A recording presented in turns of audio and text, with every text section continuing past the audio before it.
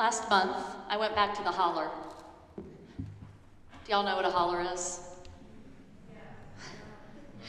In Appalachia, that's what we call a little isolated valley. I suppose that you could also call it a hollow, but if you did, you might sound pretentious. So back to the story. I lived in West Virginia until I was 12. And in the many, many years since my family left, I've often dreamed of going back, driving down the dirt road that runs through the holler, to the quarter-mile dirt drive, track might be a more apt description, that runs up to my dad's old house. I knew that the house would be padlocked and abandoned, but I'm the type to peer through dusty windows at old memories. So last month I was down in Pittsburgh for a conference, and I decided to stay over an extra day. I rented a car, an Audi, as it turns out, and I drove 3 hours south to Braxton County, West Virginia, where I took exit 79 off Interstate 79 and headed for the holler. I don't assume that decades-old memories are going to hold up all that well to the cold, bright light of the present. But mine did okay. Things were about like I remembered them. The drive up to the house, this is the good part. The house itself, although when we lived there, those shingles were unpainted and gray. The barn with the loft that my sister once pushed me out of, she claims it was an accident. Farther up the hill, the old cemetery where too many children are buried. Pretty much the only thing that did surprise me is that I wasn't alone up there. It turns out there was a crew of 3 loggers pulling hardwoods out of the forest right around the house. Now, the landowner had warned them that I was coming, but as a lovely rosy-cheeked young man in camo Carhartts came down to greet me, I got the impression he might not have been expecting me. Felt him checking me out, my clothes, my hair, my generic American accent, the ridiculous fact that I'd driven an Audi up the holler. But as we began that familiar rural ritual of comparing places and families that we might both know, I felt like we were both becoming more comfortable. Then from the log loader, an older guy called out, "Who are your people?" "Knowles," I said. "Oh," he said, "Dr. Knowles. Dr. Knowles is your father. I remember him." I could see the surprise on the young guy's face. Here I was, just starting to maybe seem like I might belong, and then there's the news that my dad, the man who lived in this ramshackle house up the holler, was a doctor. Maybe it was just paranoia, but I felt like everybody was thinking, what in the world is this woman doing here? And I think that that would be a reasonable question, so let me explain. I was born on a dark and stormy night, I don't know about that actually, but I was born in Shreveport, Louisiana, but I spent most of my early childhood in small towns in West Virginia. First Clarksburg, then about an hour south to Burnsville, where my dad ran a small primary care practice out of the basement of a church. I really like pictures, so I rated the old album for y'all. There's the church where my dad's clinic was located in the basement. And that muddy creek there has a swinging bridge over it that I walk to and from every day on my way to and from school. It's a little dicey. You might imagine that any doctor in the United States is going to be well off. But I think in my dad's case, it was hard going, running a primary care clinic out of the basement of a church in a small, poor town, in a poor state, with an insolvent Medicaid program that was way behind on reimbursing providers. By the time my parents split when I was 9, money was tight. My mom took me and my brother south to LaGrange, Georgia.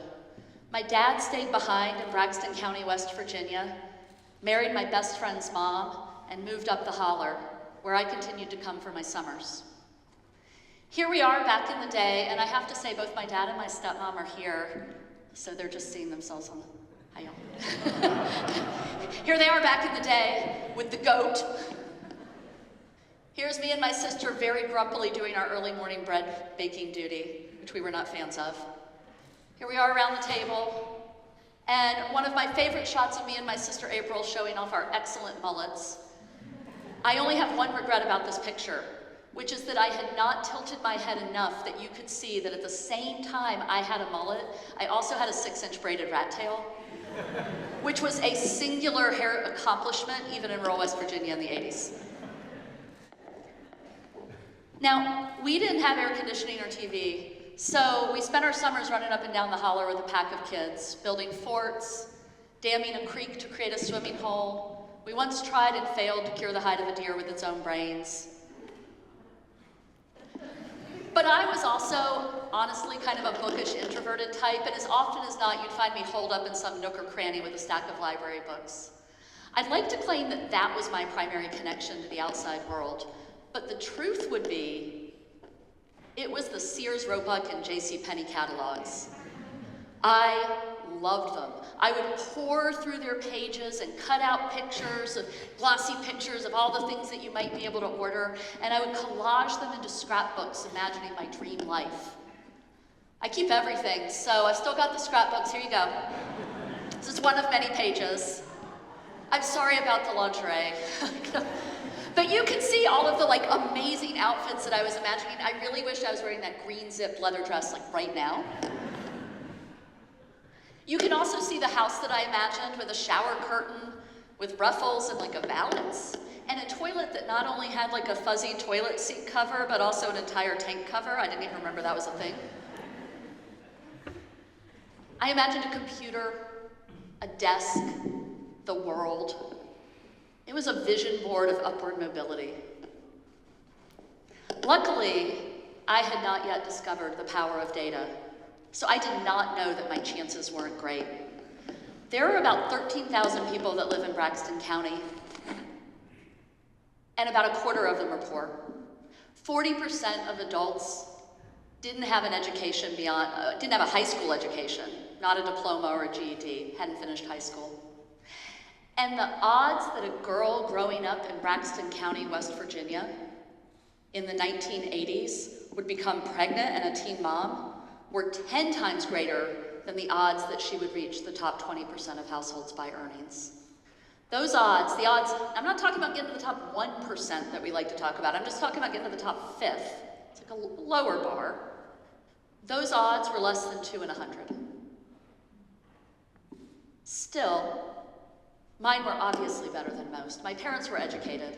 I was a voracious reader. And while the schools that I attended might look like some of the worst in the country if you see their test scores, I had wonderful teachers who inspired and motivated me until I did what this scrapbooking girl dreamed of, and I got out. I got a full scholarship to Tulane University, where I waited tables to make ends meet. I went on to graduate school at the University of Texas at Austin, got a PhD in economics, came here to Middlebury College. That might seem like a bit of a plot twist for somebody who had never lived north of the Mason-Dixon line to suddenly announce to her whole family that what she really wanted was to live in Vermont. But I wanted to raise my kids in a rural place. I wanted to teach excellent undergraduates. Thanks, excellent undergraduates in the room. Appreciate y'all. I wanted to do serious research, and Middlebury seemed like my dream job. Still, I didn't quite expect how foreign I would feel when I got here. Rural Vermont might look somewhat familiar to someone from rural West Virginia, but the culture of an elite liberal arts college in New England doesn't feel familiar. I had never been to Boston or New York City when I became a professor here. I had never seen a hockey game. I did not ski. I bless people's hearts. I firmly believe that the second person plural English pronoun is y'all. That's extra credit on some of my exams, by the way. You have to put the apostrophe in the right place. And I cannot tell you how many times I have been bait and switched by a Yankee inviting me to a barbecue only to serve me hamburgers and hot dogs. Bless y'all's hearts. Hot dogs are not barbecue. So I was a bit of a stranger in a strange land, with many colleagues and students who came from worlds that I had once only dimly imagined, and me coming from one that people rarely seem to guess. But as uncomfortable as it can be, there's power in not belonging. There's a vision of sorts. When you don't quite belong, it's easier to spot the unspoken rules, the assumptions, the norms that shape our interactions and our beliefs. It's a lot harder to believe that yours are the only ones, much less the right ones. And it's that outsider's practice of observing and questioning that has served me well in my research. My work uses data and statistics to measure the causal effects of abortion policies and abortion access on demographic, health, and economic outcomes. My work shows that policies that might seem like no big deal to you, policy like requiring a teenager who wants an abortion to inform their parent, a policy that requires anybody who wants an abortion to go in and get some in-person counseling and then come back a day later. Those policies can actually stop a substantial number of people who want an abortion from getting one. Take driving distance. Suppose that there's a town that has an abortion clinic, and suppose that some state regulation closes that clinic. Let's let the next clinic be 100 miles away. That 100-mile increase in distance, my work shows that that will stop about 1 in 5 people who want an abortion and would have gotten one when the clinic was local from reaching this new clinic 100 miles away, and that they'll give birth as a result. Now, early in my career when I would present results like this in economics seminars, a hand would always shoot up. And if you've never been in an economics seminar, I highly recommend visiting one sometime. We argue more than, I'm gonna put this out there, my colleagues can all disagree, but I think economists argue more in seminars than any other discipline. We go at it, y'all. So a hand would shoot up. And almost always an economist would say, this result makes no sense. What are you, what?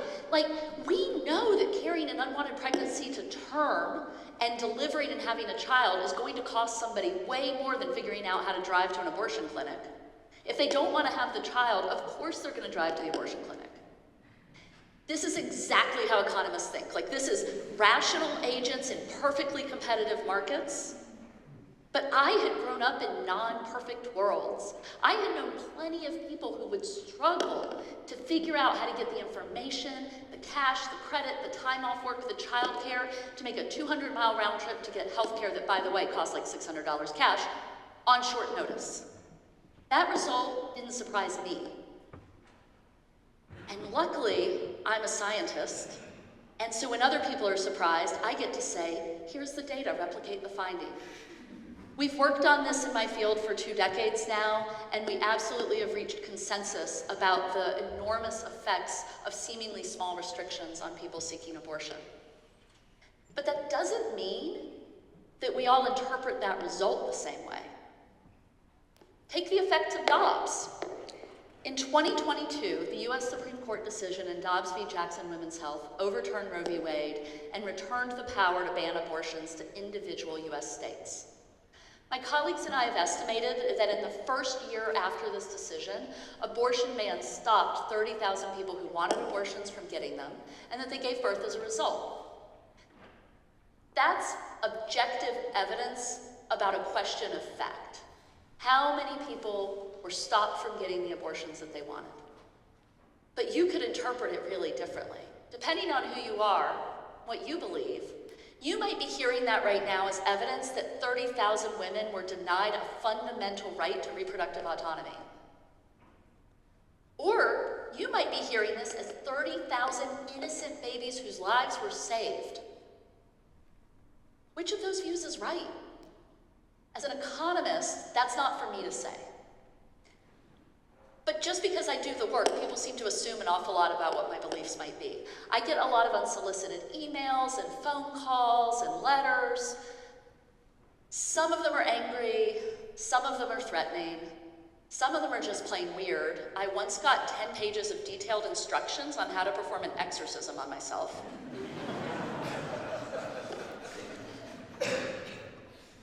But a lot of them just come across as sincere attempts to share an ethical viewpoint with me that the writer thinks I'm unaware of.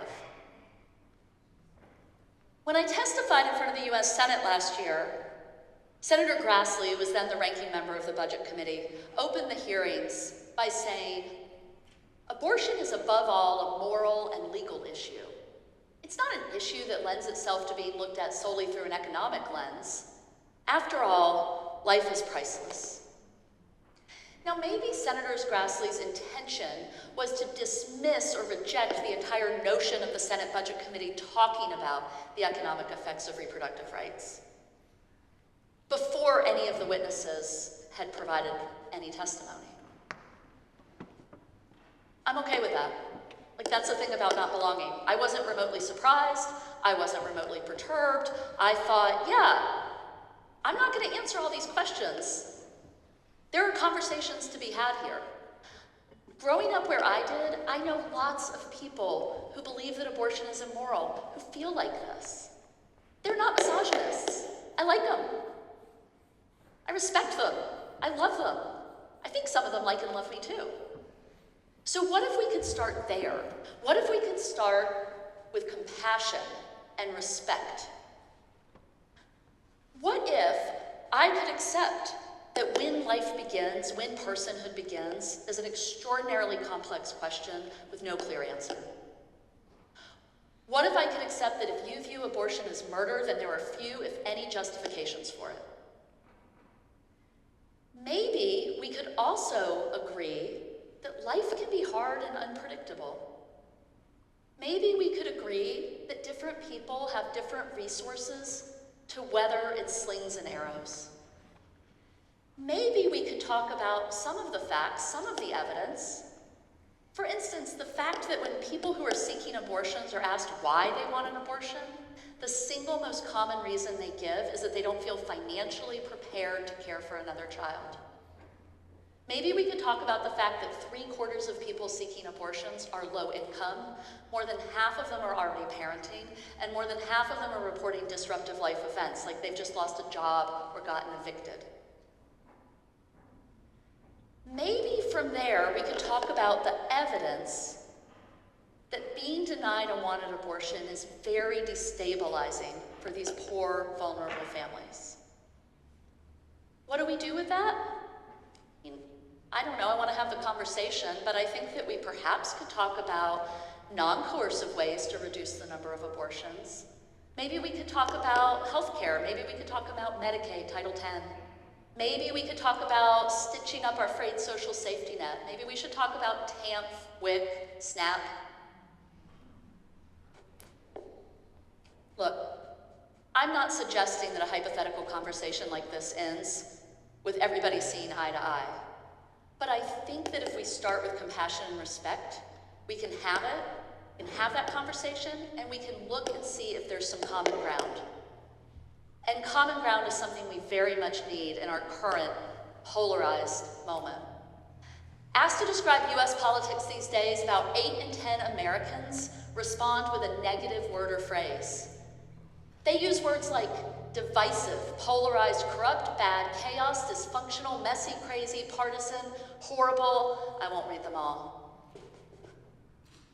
And overwhelming majorities of partisans on both sides, of all Americans, say that they feel that the political debate in the US has become less respectful and less fact-based in recent years. The divides are partisan, of course. More than 90% of both Democrat and Republican partisans report that they view the other unfavorably. More than half report that they view them very unfavorably. And the divides are regional. If you look at any map of election returns, but this particular one is a map of voting patterns in the last presidential election, it pops right out at you. 2/3 of rural voters supported Trump. 2/3 of urban voters supported Harris. I've lived in both kinds of places. Here in Middlebury, Vermont, 85% of voters supported Harris. In Gem, West Virginia, where the holler is, 85% of voters supported Trump. In LaGrange, 75% of voters supported Trump. I know people there, I like people there, I respect people there, so when I hear how they view each other, it kind of hurts. Majorities of both sides view the other as closed-minded, dishonest, immoral, unintelligent. Maybe people have viewed me that way. When I lived in the South, I was a liberal in a conservative space. When I moved to Vermont, I was surprised to find that I might be more of a conservative in a liberal one. My politics haven't actually changed all that much, but my context did. And context is everything. A couple of years ago, I was talking with a good friend about a recent election, and she might have forgotten where I come from when she exclaimed in exasperation that this country would be better off if we just split in two. Let the South go, she said.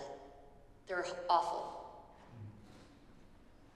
When I hear comments like that, it's easy to understand why so many rural Americans report that they feel disrespected by the rest of the country. And last month, when I drove an Audi down the holler, I totally felt like the type of person that sparks those resentments. It was awkward.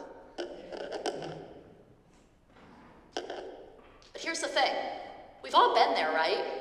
I doubt there's a person in this room who has not felt awkward, right? That there's been some room, some space, going to school, new job, new city, new country, some space in which you feel like you don't quite belong. And there is power there in those awkward liminal spaces if you can bear them. Stand in them, use it, talk to anyone. Listen to what they have to say. Practice respect, compassion, empathy, and hope that they might reciprocate. Because when that happens, two people who have very different viewpoints on an idea, two people who might be very divided, are going to have a lot harder of a time dismissing each other as unintelligent, closed-minded, or immoral.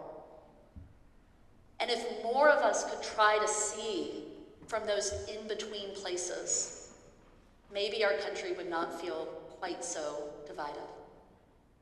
Thank you.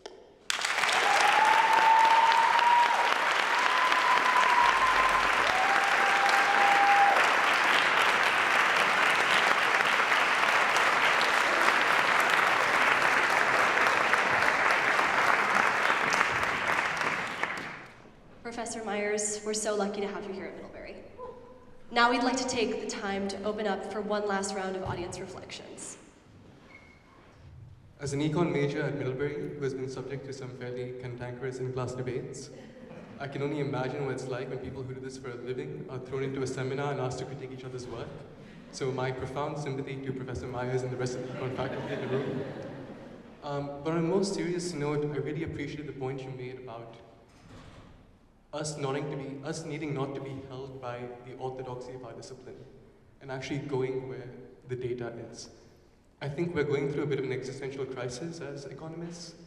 The Trump tariffs and also your work on abortion has thrown that crisis into very stark relief. And I really hope your work serves as an impetus for us to really reconsider what we're doing, why we're doing it, and what are we really solving for. So thank you.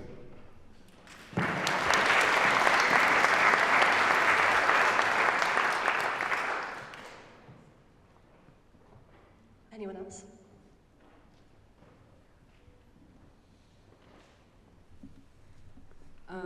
As an also econ major, this really made me think about how the data requires the context of people and how that so often is missing in the conversation or is forgotten when you look at numbers. And I really appreciate the numbers on the partisan nature of this country, and you have to start there. And I just think it was a good reminder of, we live in the same country and we deal with the same things. And it's a matter of, how do we want to go about that? And how do we help people?